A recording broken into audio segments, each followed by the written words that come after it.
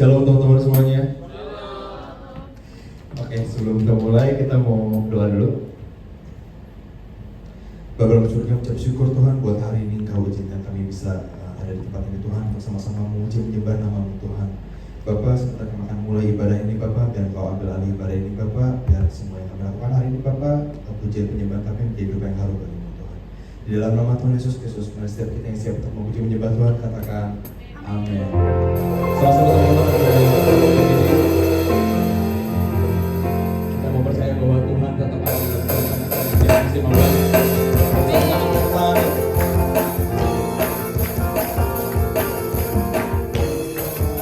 Kita mau katakan Tuhan, aku percaya Tuhan dalam Tuhan pada kekuatan emasku, Dia gunung batu dan keselamatanku. Hanya padamu hatiku percaya, Kaulah menara dan kota perlindungan. Engkau selalu bersyukur seperti kamu padaku, takkan pernah berubah. Hatiku percaya, walaupun di bergoncang, gunung-gunung beranjak, namun kasih setiamu tak pergi dariku. Sama-sama ulang lagi dari awal.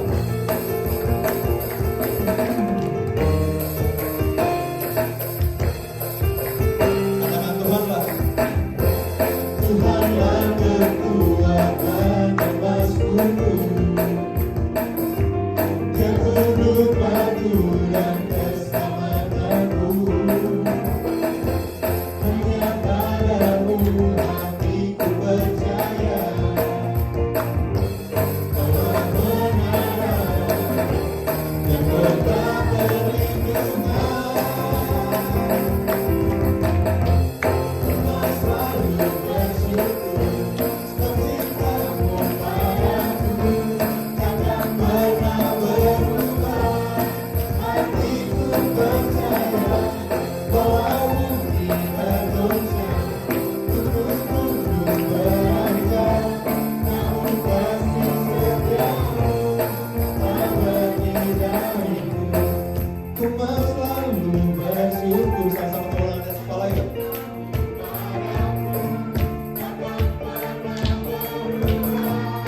Hatiku percaya, walaupun di bergoncang, gunung-gunung beranjak, namun kasih setiamu tak pergi dariku. Ku mau selalu bersyukur seperti kamu padaku, takkan pernah berubah. Hatiku percaya, walaupun di bergoncang, gunung-gunung beranjak, namun kasih setiamu tak pergi dariku. Kasih setiamu tak pergi dariku. Kasih setiamu tak pergi dariku. Tuhan yang firman Tuhan.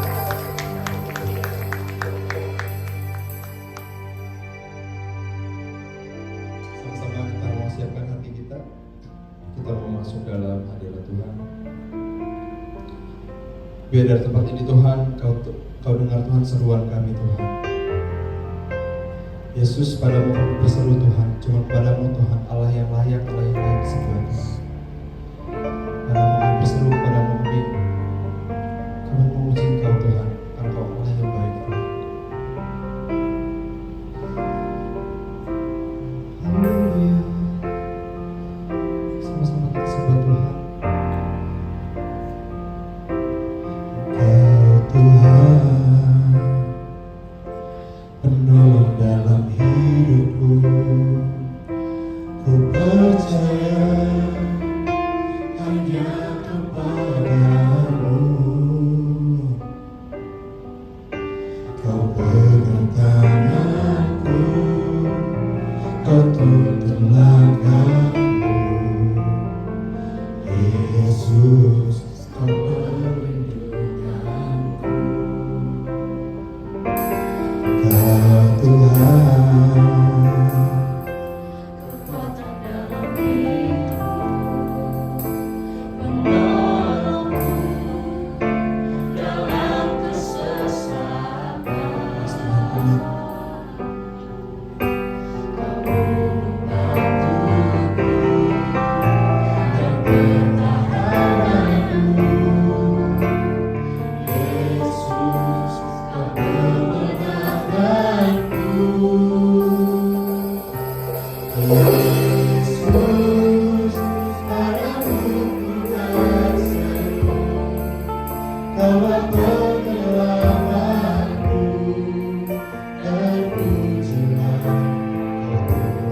Tuhanku. Memuji namamu sepanjang umur hidupku, terpujilah Tuhanku di atas segalanya.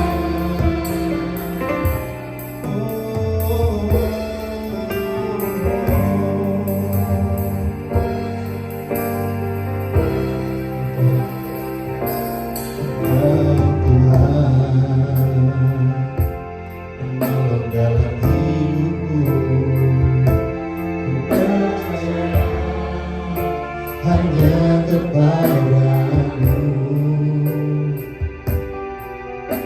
Kau pegang tanganku, aku tenangkanku, Yesus,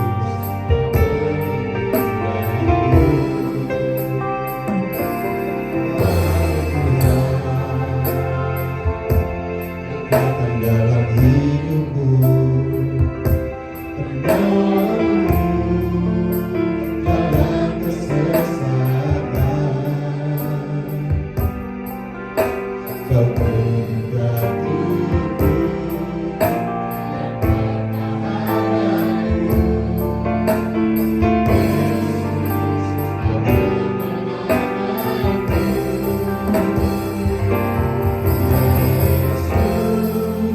Padamu ku berseru, Kaulah penyelamatku, terpujilah Tuhanku.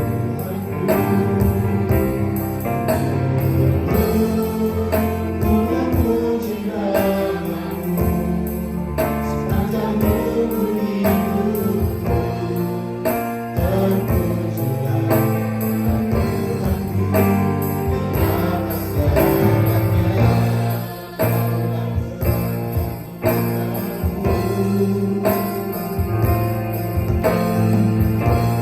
Kaulah kehidupanku, Kaulah pertahananku. Ku percaya padamu.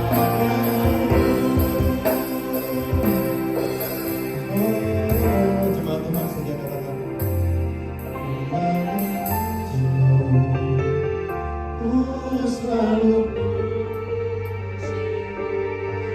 memanggilmu, ku selalu sembahmu, Kau yang layak terima semua pujian.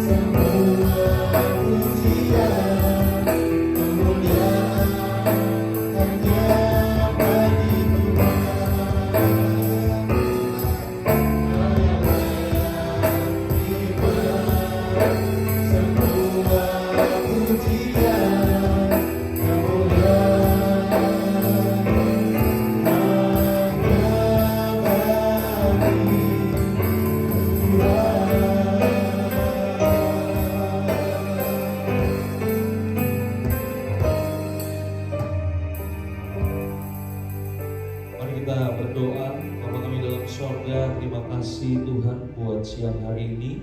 Kalau siang hari ini kami boleh berkumpul dengan saudara seiman kami, memuji, memuliakan nama Tuhan. Kami percaya Engkau Tuhan yang disenangkan dengan apa yang kami lakukan. Nyatakan kuasa-Mu ya Bapa, berfirmanlah buat setiap kami. Kami perlu firman-Mu. Biar firman-Mu yang mengajar kami, firman-Mu yang mendidik kami, firman-Mu yang menuntun kehidupan kami. Bahkan kami percaya firman-Mu yang akan mengubahkan kehidupan kami. Di dalam nama Tuhan kami Yesus Kristus, siap kita yang percaya dan siap diberkati dengan firman Tuhan. Sama-sama kita katakan, berikan tepuk tangan yang paling meriah buat Tuhan kita Yesus Kristus. Silakan duduk, Bapak Ibu, teman-teman semua. Shalom semua. Bagaimana kabarnya? Saya berharap semua dalam keadaan baik, semua dalam keadaan sehat ya. Bapak Ibu semua siap belajar firman Tuhan? Ya, kalau Bapak Ibu sudah judul firman Tuhan, saya berikan judul ketaatan yang total. Katakan sama-sama, ketaatan yang total. Ya. Berarti apa? Berarti setengah ketaatan itu bukan ketaatan, ya. Setengah kebenaran juga bukan kebenaran, ya. Di setengah kebenaran itu adalah kebohongan terbesar dalam dunia ini. Jadi kalau kita mau benar, ya belajarlah kebenaran yang utuh, jangan yang setengah-setengah. Dan kalau kita juga mau berjalan dalam ketaatan, kita juga harus taat dengan total. Oke? Nah, kita akan langsung buka kitab kita dalam Lukas pasal yang kelima, ayat yang pertama sampai dengan ayat yang ketujuh. Ya, kita akan baca bergantian. Saya ayat yang pertama, nanti Bapak Ibu, teman-teman semua ayat yang kedua, dan kita berakhir di ayat yang ketujuh. Yang mengerti katakan amin. Pada suatu kali Yesus berdiri di pantai Danau Genesaret, sedang orang banyak mengerumuni Dia hendak mendengarkan firman Allah. Ayat yang kedua, 1, 2, 3. Ia melihat dua perahu di tepi pantai. Nelayan telah turun dan sedang membasuh jalannya. Katakan sama-sama, sedang membasuh jalannya. Ayat yang ketiga, ia naik ke dalam salah satu perahu itu, yaitu perahu Simon, dan menyuruh dia supaya menolakkan perahunya sedikit jauh dari pantai. Lalu ia duduk dan mengajar orang banyak dari atas perahu. Ayat yang keempat, 1, 2, 3.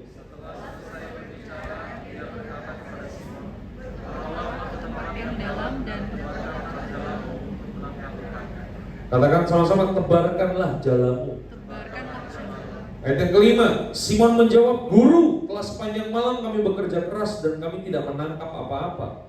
Tetapi karena Engkau menyuruhnya, aku akan menebarkan jalan juga. Katakan sama-sama, aku akan menebarkan jalan juga. Aku akan menebarkan jalan. Ayat yang ke-6, 1, 2, 3. Dan setelah mereka melakukannya, mereka menangkap sejumlah besar ikan, sehingga jalan mereka mulai koyak. Ayat yang ke-7 kita baca sama-sama, 1, 2, 3. Lalu mereka memberi isyarat kepada teman-temannya di perahu yang lain, supaya mereka datang membantunya, dan mereka itu datang lalu mereka bersama-sama mengisi kedua perahu itu dengan ikan hingga apa katanya? Hampir tenggelam. Ya. Jadi hari itu Yesus benar-benar memberkati Simon Petrus. Ditarik jalannya, apa yang terjadi? Ya, jangan bilang tenggelam kapalnya. Ya, ditarik jalannya, apa yang terjadi? Jalannya koyak. Diisi perahunya, apa yang terjadi? Perahunya hampir tenggelam. Satu hari ya, saya membaca satu buku bahasa Inggris, Bapak Ibu. Kemudian rada aneh waktu kemudian penulisnya menuliskan kisah tentang ini, karena di buku itu ya dijelaskan bahwa waktu Yesus menyuruh Simon Petrus untuk menebarkan jalan, ternyata Alkitab dalam teks bahasa Inggris, Yesus itu bukan menyuruh Petrus menebarkan satu jalan, karena kata yang dipakai itu bukan net, tapi nets. Katakan sama nets. Apa artinya nets? Iya, banyak jalan. Bentuknya jamak, Bapak Ibu. Ya. Jadi ternyata waktu Yesus menyuruh Simon Petrus untuk menebarkan jalan, bukan cuma satu jalan, tapi yang disuruh Petrus tuh banyak jalan. Artinya apa? Artinya kalau Simon Petrus di perahunya punya 5 jalan, berarti berapa yang harus ditebarkan Simon Petrus? 5 jalan. Kalau di dalam perahunya ada 10 jalan, dia harus menebarkan 10 jalan. Tapi yang luar biasa, ketika Simon Petrus menjawab Yesus, ternyata Simon Petrus hanya menebarkan 1 jalan. Halo? Perintah Yesus apa? Tebarkan. Ada nggak teks bahasa Inggris ini? Kalau ada ditayangin aja. Kayaknya ada kurang percaya nih teman-teman ya. Kalau ada, ya kan? Kenapa Yesus menyuruh Simon Petrus tebarkan banyak jalan, tapi kenapa yang ditebarkan sama Simon Petrus cuma 1 jalan? Ada yang tahu jawabannya? Karena Petrus kurang percaya.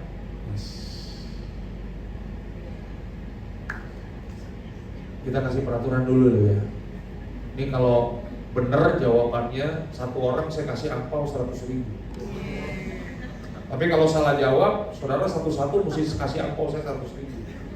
Keadilan sosial bagi seluruh rakyat Indonesia, Undang-Undang Dasar 45 Pancasila.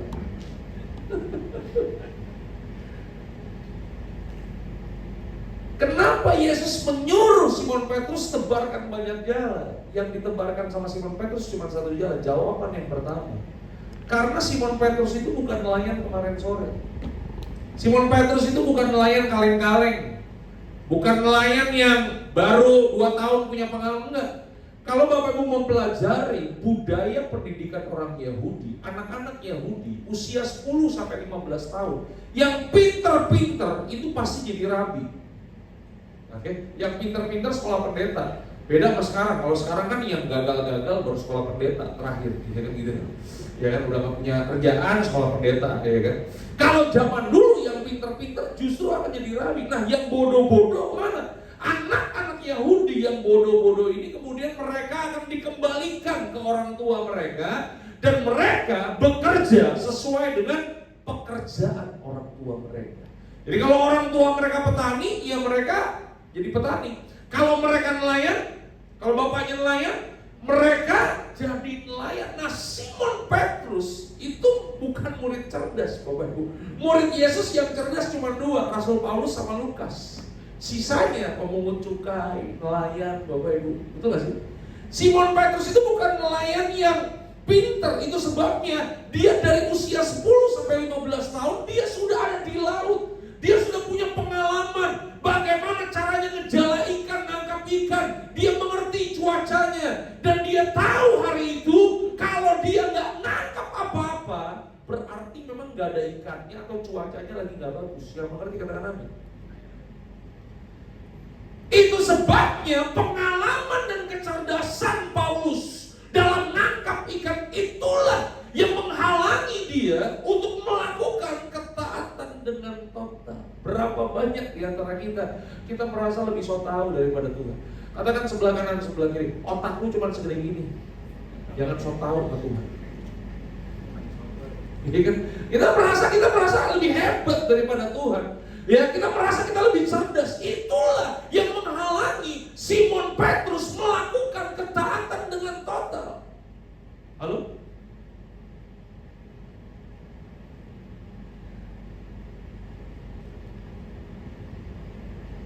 Yang kedua, apa alasannya? Yesus suruh tebarkan banyak jalan, tapi yang ditebarkan cuma 1 jalan sama Simon Petrus. Yang kedua alasannya adalah, kalau teman-teman mempelajari budaya orang Yahudi, semalam-malaman nelayan udah nangkap ikan. Waktu mereka sampai di darat, mereka tuh gak langsung pulang. Masih ada 1 PR lagi yang harus mereka kerjakan. Coba kita buka ya ayat yang tadi, pasal yang tadi, Lukas 7 Lukas 5 ayat yang kedua. Lukas 5 ayat yang kedua, coba kita baca ya. Tadi ada nggak di sini? Coba 1, 2, 3. Ia melihat kedua perahu di tepi pantai, kemudian nelayan-nelayannya telah turun dan sedang ngapain? Membasuh jalan. Jadi nelayan-nelayan yang habis nangkap ikan, mereka sampai di pantai, mereka nggak bisa langsung pulang. Masih ada 1 pekerjaan lagi yang harus mereka kerjakan, yaitu apa? Membasuh jalan, beresin jalan. Pernah mencoba mengurai benang kusut? Nggak pernah ya? Tahu benang kusut? Gampang atau susah? Sama. Mengurai jala itu nggak gampang, betul nggak sih? Seperti mengurai benang kusut. Itu sebabnya dari ayat ini kita mengerti cara berpikir dari Petrus. Kenapa Yesus menyuruh menebarkan banyak jala, yang ditebarkan cuma satu jala? Karena Simon Petrus nggak mau repot, nggak mau bayar harga. Setuju nggak Bapak Ibu? Betul nggak sih? Cara berpikir Simon Petrus, kalau aku cuma tebarkan satu jala, kalau nggak dapat nggak masalah, iya kan? Pulang ke pantai cuma beresin satu jala, nggak repot. Tapi kalau aku tebarkan 10 jala, kalau dapat, kalau nggak dapat, tidak ada jaminannya masalahnya dapat. Kita tahu ceritanya hari ini karena kita udah baca, betul nggak sih? Tapi waktu Simon Petrus menghadapi itu belum tentu dapat. Yang mengerti katakan amin. Itu dia. Pernah dapat kupon nggak mau belanja ini di supermarket? Ya. Begitu kita masuk supermarket, di depan pintu supermarket ada motor Mio, pernah lihat itu? Ada kipas angin, Meijer, setrikaan, pernah lihat? Nggak pernah belanja di supermarket ya? Minimal kasih kode kayak apa kayak gitu. Hah? Nah, kalau kita mau dapat undian itu, kita mesti belanja berapa ratus ribu, kita dapatkan kuponnya. Kita harus isi kuponnya, masukin ke kotaknya, nanti di tanggal ditentukan diundi. Pernah alami yang kayak begitu? Pertanyaan saya, ada yang isi gak? Rajin ya? Berapa waktu yang lalu saya lagi beres-beres kamar saya ketemu satu bundel. Ya, satu bundel ya voucher gak diisi sama istri saya. Kenapa gak diisi? Karena gak ada jaminannya dapat. Betul gak sih? Saya mau nanya, kalau seumpamanya ada jaminannya dapat motor Mio, diisi gak sama istri saya? Diisi Mas. Sama, betul gak sih? Simon Petrus kalau ada jaminannya, dia dapat ikan yang banyak. Dia, waduh, jangankan ada 10 jala, ada teman-teman yang punya 10 lagi dia pinjam itu. Yang mengerti katakan haleluya. Jadi apa sih yang seringkali menghalangi kita untuk melakukan ketaatan dengan total? Tuhan sudah memberikan perintah kepada kita, tapi kita gak melakukannya dengan total. Karena seringkali yang menjadi penghalangnya adalah kita gak mau bayar harganya. Kita gak mau repot. Melakukan firman Tuhan itu repot. Setuju gak? Halo? Ya, itu dia. Apalagi di zaman sekarang, ya kan, generasi instan. Ya kan, maunya segala-segalanya cepat, nggak mau repot. Itu sebabnya hari ini jangan hidup sama seperti Petrus. Setengah ketaatan, bukan ketaatan. Yang mengerti katakan amin. Teman-teman siap masuk dalam firman Tuhan? Katakan sebelah kanan, sebelah kiri. Tadi baru pendahuluan. Ya, di berapa? Jangan gelisah ya Bapak Ibu. Baru 12 menit. Saya dikasih waktu 2 jam sama Pak Heri buat khotbah. Ya karena ketawanya agak gak enak ya kita korting lah setengah jam. Oke? Hari ini kita belajar kenapa kita harus taat dengan total. Apa sih alasannya? Kenapa kita harus melakukannya dengan ketaatan penuh dengan. Yang pertama Bapak Ibu, sadar gak kita bahwa Tuhan kita adalah Tuhan yang senantiasa ingin selalu memberikan yang terbaik dalam hidup kita. Nah, yakin gak? Yakin gak bahwa rancangan Tuhan bukan rancangan kecelakaan? Yakin gak kita bahwa rancangan Tuhan buat kehidupan kita adalah rancangan yang membawa kita kepada masa depan yang cerah? Itu sebabnya kalau kita yakin bahwa rancangan Tuhan adalah yang terbaik dalam kehidupan setiap kita, harusnya kita taat dong. Tuhan itu memberkati Simon Petrus, bukan berkat-berkat abal-abal Bapak Ibu. Betul gak sih? Waktu Simon Petrus dia gagal mendapatkan ikan karena semalam-malaman dia cari ikan. Dalam kegagalannya dia kemudian tampak lesu. Dia berjumpa dengan dengan Yesus. Apakah Yesus ngomong begini? Simon Petrus, ikut balik ke pantai, tebarkan jala. Dapat 5 ikan, 10 ikan, lebih baiklah daripada 0. Lalu, apakah Yesus cuma memberikan 5 ikan? Yesus memberikan 10 ikan?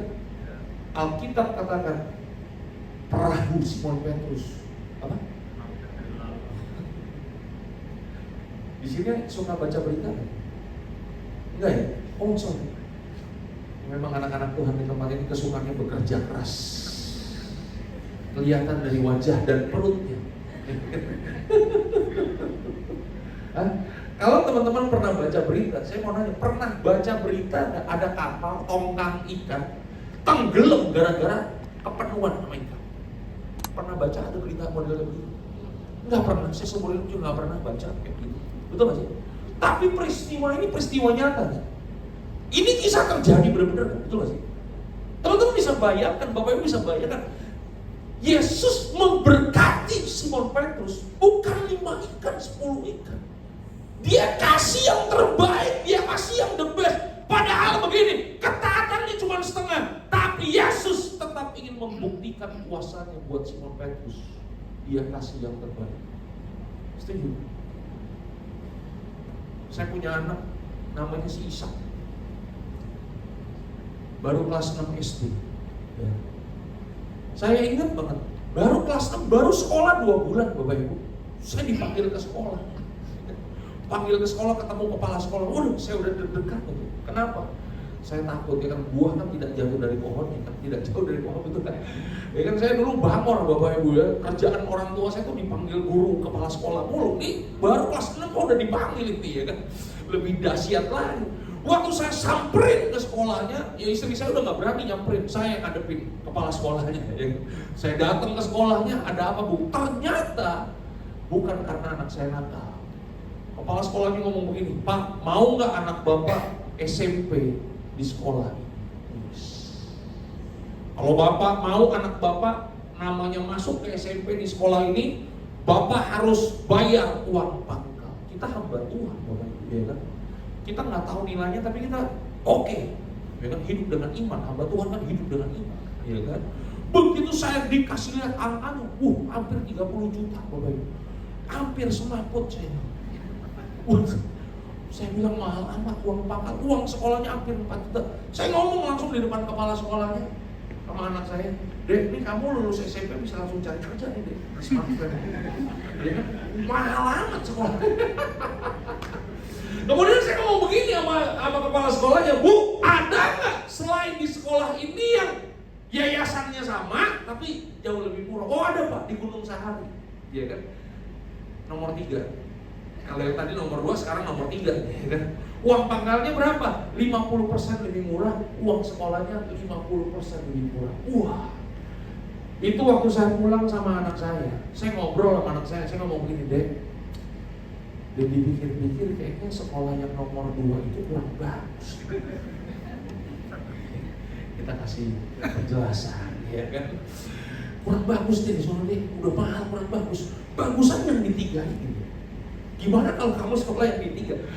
Bapak Ibu tahu nggak, anak saya ngomong begini, Dedi, kalau aku sekolah yang nomor 2, expo-nya tuh banyak, Dedi, pelajarannya lebih bagus. Kalau aku lulus di SMP yang nomor 2, aku bisa masuk ke SMA yang aku mau, SMA favorit yang aku mau. Hati bapak mana yang benar kayak begitu gak lulus, Bapak Ibu? Bayar 30 juta, habis duit saya. Saya cuma mau kasih tahu begini Bapak Ibu, Bapak di dunia tahu memberikan yang terbaik buat anak, apalagi Bapak kita di surga. Dia senantiasa ingin memberikan yang terbaik dalam kehidupan setiap kita. Jangan pernah ragukan. Amin. Itu dia, jalan dalam ketaatan. Dia punya rancangan yang luar biasa buat kita. Yang kedua, yang terakhir, 2 poin aja lah Bapak Ibu. Nomor 2 yang terbaik. Asik. Gak ada hubungannya sama politik Bapak Ibu, jangan disangkut-sangkutin. Ini menurut ilmu berkhotbah Bapak Ibu, 2 poin. Apalagi PD kantor waktunya gak panjang kan, 2 poin. Yang kedua, yang pertama tadi apa? Nah, belum 5 menit, ini udah lupa. Ini masalah nih Bapak Ibu. Tuhan ingin memberikan yang terbaik. Nah, yang kedua adalah kenapa kita perlu berjalan dalam ketaatan yang total sama Tuhan. Tuhan kasih perintah sama kita. Kenapa kita mesti lakukan dengan total? Karena yang kedua, sadar gak kita bahwa perintah Tuhan itu sempurna buat kita. Halo? Tuhan tuh gak pernah salah ngomong Bapak Ibu. Beda sama pendeta kadang-kadang suka salah ngomong. Oh cuma saya doang yang suka salah. Hah? Bener gak? Tuhan kita itu gak pernah salah Bapak Ibu. Dia tahu bahwa kalau dia berfirman, dia kasih perintah buat kita. Perintahnya itu bukan buat kebaikan Tuhan. Perintahnya supaya Bapak Ibu lakukan kebaikannya itu buat Bapak Ibu, bukan buat Tuhan. Halo? Setuju kan? Nanti kalau Bapak Ibu baca di dalam Alkitab, dalam Perjanjian Lama, Tuhan pernah berfirman kepada para imam yang ada di bait suci. Bait suci kan gak ada jendelanya, Bapak, kayak ruangan kita ini. Gak ada jendela. Di bait suci itu perlu benda penerangan, Bapak Ibu. Dan Tuhan berfirman kepada para imam, bahan bakar untuk benda penerangan di dalam bait suci dikasih, yaitu apa? Minyak zaitun yang murni dan yang ditumbuk halus. Pertanyaan saya, ini Tuhan kasih perintah kurang kerjaan kan? Hah? Repot amat, bener. Kenapa nggak bimoli aja sih Tuhan? Kenapa nggak minyak tanah aja sih Tuhan? Kenapa nggak minyak jalan? Kenapa harus minyak zaitun yang ditumbuk halus dan yang murni? Kan mahal banget. Di sini ada yang pernah pergi ke Israel kan? Oh sorry, salah nanya. Yang punya kerinduan sampai di Yerusalem bolehlah bayar tangan. Nah, yang mengangkat tangan terjadilah sesuai dengan iman Bapak Ibu terjadi. Saudara, nanti kalau saudara nyampe ke sono, orang Yahudi itu banyak juga yang perutnya buncit, tapi sehat-sehat. Gak kayak kita, kan perut gede, buncit, kolesterol, darah tinggi, asam urat udah pasti. Orang sana gemuk-gemuk, tapi sehat-sehat. Kenapa? Karena makanannya senantiasa dikasih minyak zaitun, Bapak. Makanya saya kalau ke sono, yang saya harus bawa pulang salah satunya adalah minyak zaitun. Saya mesti bawa ke Indonesia. Ya kan? Kenapa Tuhan memberikan perintah kepada para imam? Bahan bakar untuk benda penerangannya itu pakai minyak zaitun yang murni dan yang ditumbuk. Sarjana Alkitab meneliti, Bapak Ibu, ternyata hanya minyak zaitun yang ditumbuk halus dan yang murni, ketika dibakar dengan api, dia tidak mengeluarkan asap sama sekali. Halo? Bapak Ibu bisa bayangkan kalau ruangan ini gak ada lampu, benda penerangannya pakai api, bahan bakarnya pakai minyak tanah. Kira-kira apa yang terjadi? Kira-kira aja. Hah? Kita pulang dari tempat ini muka gosong semua, belebekan kita, itu COVID juga lewat, racunan semua kita, benar nggak? Itu dia. Tuhan kasih perintah, seakan-akan kadang-kadang kita nggak ngerti kenapa Tuhan suruh kita ini, tapi itulah yang terbaik dalam kehidupan setiap kita. Halo? Makanya kalau Tuhan suruh, ampunilah orang yang menyakitimu. Udah, lepaskan pengampunan. Setuju? Jangan ditahan-tahan, jangan. Kadang-kadang begini ya Bapak Ibu ya, kadang-kadang kita udah dapat firman Tuhan. Ini yang terjadi. Kita modifikasi firman Tuhan. Waktu kita modifikasi firman Tuhan, kita modifikasinya sesuai dengan kemauan diri kita sendiri. Itu masalah. Lalu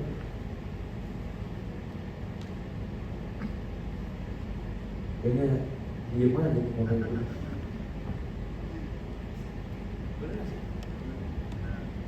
Saya kasih contoh ya. Kalau Bapak Ibu baca di dalam Alkitab, ada seorang raja yang luar biasa, namanya Saul. Pernah baca kisah tentang Saul? Ini Saul nih kurang apa? Tinggi, ganteng. Katakan sebelah kanan sebelah kiri, sama seperti pendeta yang lagi foto, udah tinggi, ganteng. Ketawanya agak melecehkan. Iya kan? Ini orang yang dahsyat luar biasa ini Saul. Satu hari Tuhan memberikan perintah lewat Samuel. Perintahnya apa? Sederhana. Bantai semua orang Amalek. Nggak peduli dia mau perempuan, nggak peduli dia mau laki-laki, nggak peduli dia mau anak-anak, nggak peduli binatangnya, ternaknya, bantai habis.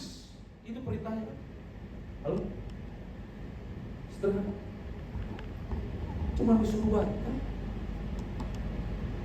Tapi apa yang Saul lakukan?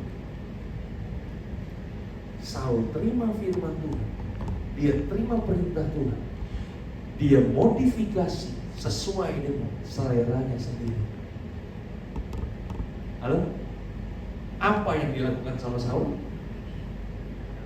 Ternak-ternak yang kurus kering, yang cacingan, itu yang dibunuh. Yang tambun-tambun, yang sekol-sekol, enggak dibunuh. Kenapa nggak dibunuh sama Saul?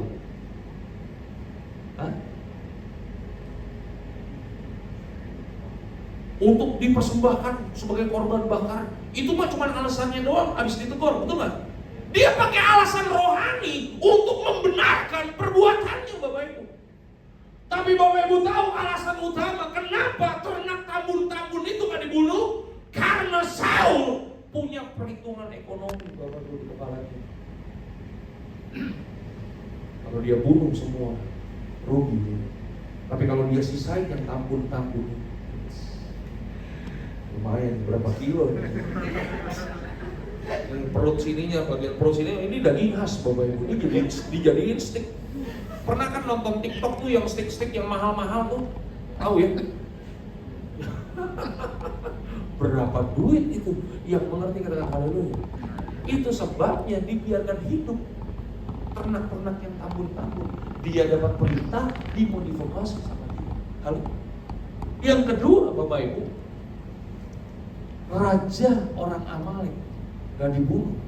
Masih ingat siapa nama rajanya? Nama rajanya Agag. Dibiarkan hidup sama Saul. Pertanyaannya, kenapa Saul tidak menumpas Raja Agag, raja orang Amalek? Kenapa dibiarkan hidup? Ini kalau bisa jawab, satu orang 500.000 aku ngomong. Tapi kalau salah, ya Bapak ini dia mesti kasih saya adil. Mau tahu jawabannya?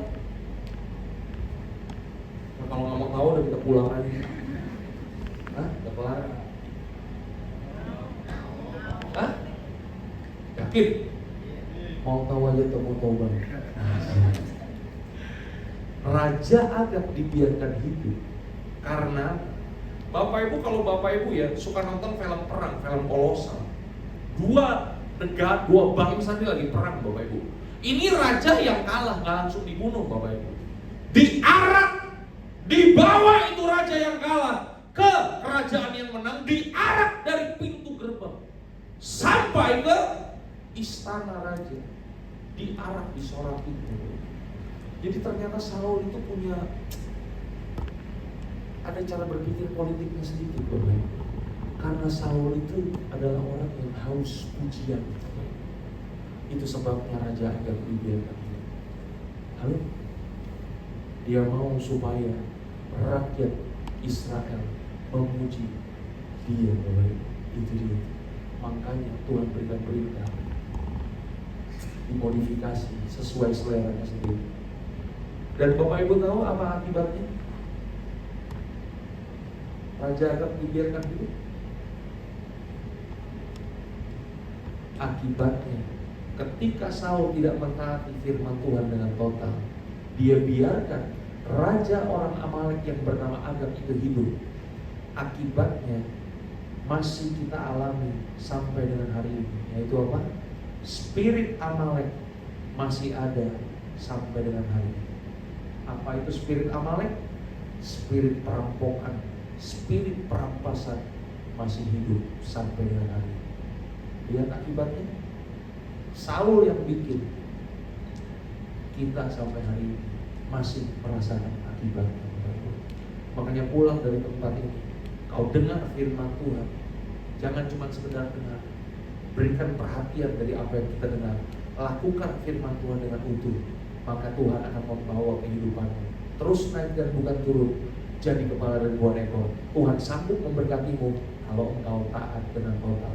Tuhan Yesus memberkati kita semua sampai keturunan ke-7 dan ke-8. God bless you all. Tuhan memberkati. Haleluya.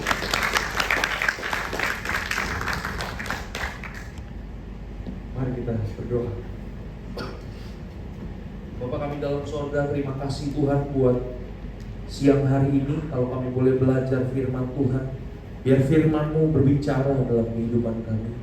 Kami belajar dari Saul, kami belajar dari Petrus, bahwa Engkau Tuhan yang punya segalanya. Engkau Tuhan yang senantiasa ingin memberikan yang terbaik dalam kehidupan kami. Terima kasih ya Bapa. Nyatakan kuasa firman-Mu pada siang hari ini ya Tuhan. Kami keluar dari ruangan ini, kami gak akan pernah sama lagi. Kami pegang firman Tuhan, dan biar firman Tuhan yang menggerakkan kehidupan kami. Terima kasih Tuhan. Di dalam nama Tuhan kami Yesus Kristus, setiap kita yang percaya diberkati. Sama-sama kita katakan amin. God bless you all. Tuhan memberkati.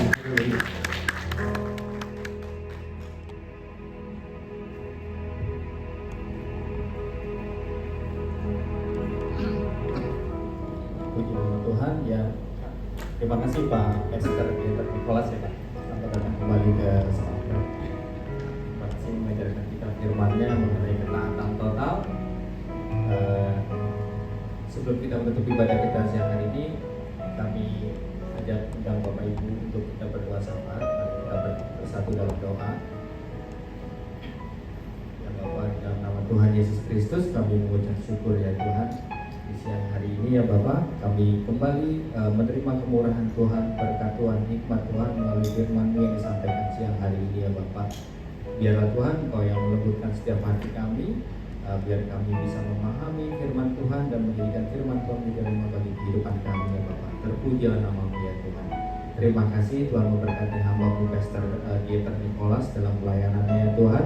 Tuhan pakai dia lebih lagi untuk memberitakan Injil sukacita kepada banyak jiwa-jiwa ya Bapak, dan banyak jiwa-jiwa yang akan dipulihkan dan diselamatkan oleh darah Yesus. Terima kasih ya Tuhan. Bapak berkati kami berdoa untuk PD Manuel Smartfriend di company kami. Biarlah Tuhan pakai kami lebih lagi anak-anak Tuhan yang ada di dalam PD Manuel ini ya Bapak. Berikan kami kesatuan hati, kesatuan visi dalam melayani Tuhan, dan hanya nama Tuhan saja yang dipuji dan dimuliakan ya Bapak. Terima kasih tutup bungkus kami oleh darah Yesus. Terima kasih Tuhan. Kami juga berdoa bagi bangsa kami, negara kami Indonesia ya Tuhan. Tuhan berkati pemimpin negara kami dari yang teratas sampai yang terendah, dan juga kami mengucap syukur atas pemilu yang berjalan dengan baik dan damai Bapak. Tuhan yang menjaga semuanya ya Bapak. Dan kami juga berdoa untuk pemimpin yang terpilih nanti ya Tuhan, semuanya berdasarkan kehendak-Mu ya Bapak. Dan Tuhan kami berdoa agar pemimpin kami yang akan datang, Tuhan juga kami berdoa diberikan roh yang takut akan Tuhan, dan setiap pemimpin kami dari yang teratas sampai yang terendah Bapak, semuanya berjalan menurut kehendak-Mu ya Bapak. Berkati negara kami, dan biarlah kemuliaan Tuhan semakin dinyatakan di negara ini ya Bapak. Terima kasih Tuhan Yesus. Kami berdoa bagi company kami Smartfriend. Terus kami berdoa Bapak untuk company kami Smartfriend. Tuhan berikan kami terus kemajuan, kesejahteraan bagi company kami Bapak. Tak lupa kami mendoakan direksi-direksi kami, owner kami Pak Franky, direksi kami dari yang teratas sampai yang terendah ya Bapak. Semuanya tutup bungkus oleh darah Yesus. Tuhan berikan mereka kesatuan hati, roh yang takut akan Tuhan, dan Tuhan memberkati setiap rencana-rencana, planning-planning company kami Bapak untuk menuju ke depannya Bapak, dan Tuhan menjadikannya berhasil seturut dengan kehendak-Mu. Berkati semua anak Tuhan di company kami Smartfriend, dan Tuhan perkenankan kami menjadi terang dan garam di tengah-tengah company kami ini Bapak. Terima kasih Tuhan. Kami berdoa untuk teman-teman kami yang sedang kurang sehat. Kami berdoa bagi kesehatan mereka, karena kami percayakan karena Tuhanlah tabib di atas segala tabib. Tuhan mampu menyembuhkan segala sakit penyakit kami Bapak. Tuhan, kami berdoa bagi setiap pergumulan kami Bapak. Kalau ada kami yang sedang dalam keputusasaan ya Tuhan, tolong kami, tarik kami kembali ya Bapak. Biarlah bukakan pikiran kami bahwa kami menggantungkan harapan kami, pengharapan kami hanya kepadamu ya, kepadamu saja ya Tuhan. Jangan biarkan kami semakin tenggelam di dalam keputusasaan ya Bapak. Tapi Tuhan, terangkanlah setiap jalan kami, karena kami percaya firman-Mu ya Tuhan menerangi setiap jalan-jalan kami. Terima kasih Tuhan. Bahkan di dalam pergumulan kami pun kami percaya Bapak, kami ingat firman-Mu. Setiap kesengsaraan kami Engkau yang menghitungnya Bapak. Bahkan air mata kami Kau tampung dalam firman-Mu ya Tuhan. Terima kasih, sungguh Kau luar biasa Bapak. Kami menyaksikan banyak mujizat Tuhan hari demi hari dalam kehidupan kami. Terus Tuhan dorong kami, bangkitkan kami, mampukan kami untuk selalu mengucap syukur dalam kehidupan kami waktu demi waktu. kepadamu ya Bapa, pencipta langit dan bumi itu dan segala isinya, dan Tuhanlah yang dan kami semua adalah milik-Mu ya Tuhan. Kami mengucap syukur di dalam nama Tuhan Yesus Kristus Juru Selamat kami yang hidup. Haleluya. Amin. Saya silakan Bapak Pastor untuk doa penutup. Mari kita mau bangkit berdiri. Mari kita mau angkat tangan kita tinggi di hadapan Tuhan. Siapkan hatimu terima berkat yang daripada Tuhan. Tuhan akan menyinari engkau dengan wajahnya. Dia akan menggenggam engkau dengan tangannya. Percaya hari tanganmu diberkati oleh Tuhan. Apa yang kau kerjakan, biar Tuhan yang buat berhasil dan beruntung. Bukan sekedar kuat dan gagahmu, bukan sekedar kecerdasanmu, tapi semua karena kebaikan Tuhan, anugerah Tuhan yang berlimpah-limpah dalam kehidupanmu. Oleh sebab itu pergilah, jadilah garam, jadilah terang untuk keluargamu, masyarakat di sekitarmu, kotamu, bahkan untuk dunia ini. Setiap kita yang percaya diberkati Tuhan, sama-sama kita katakan, God bless you all. Tuhan memberkati.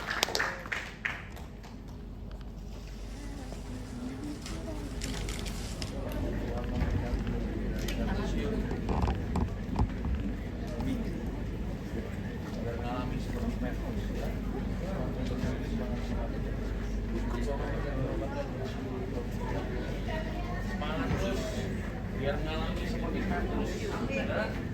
Penuh ikannya. Semangat biasa. Biar seperti Petrus, ikannya penuh di perawan. Tuhan berkati. Amin.